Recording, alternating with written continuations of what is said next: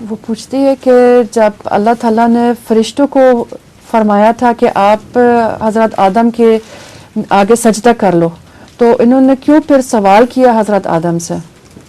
فرشتوں نے کیا سوال کیا؟ Was haben Sie gefragt?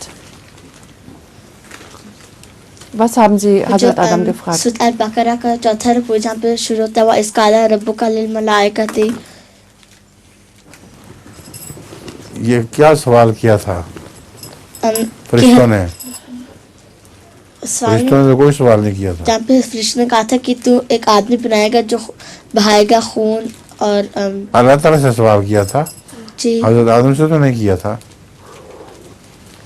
فرشتوں نے تو اللہ تعالیٰ سے پوچھا تھا کیا ہم اس کو سجدہ، یہاں سجدے سے مراد یہ ہمارا نماز والا سجدہ نہیں ہے، سجدہ اطاعت کہتے ہیں اس کو. اس کا مطلب ہے کہ آدم کی اطاعت کرو. تو انہوں نے کہا ہم اس کی اطاعت کیوں کریں، یہ زمین میں خون بہائے گا، دوسروں کو دماء اور فساد برپا کرے گا.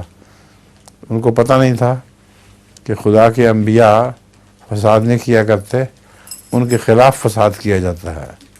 آج بھی ہم یہی دیکھ رہے ہیں کہ جماعت احمدیہ فساد نہیں کرتی مگر ہمارے خلاف فساد ہوتا ہے.